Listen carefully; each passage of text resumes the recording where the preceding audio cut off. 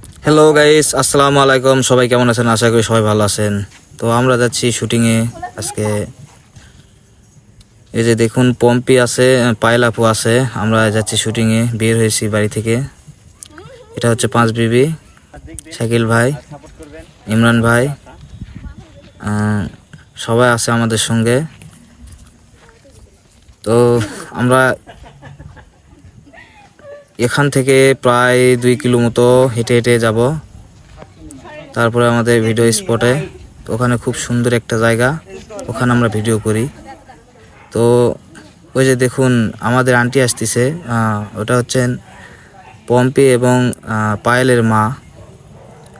আমাদের আন্টি, উনি আমাদের সঙ্গে থাকেন, অনেক কিছুতেই হেল্প করেন আমাদের সঙ্গে থেকে।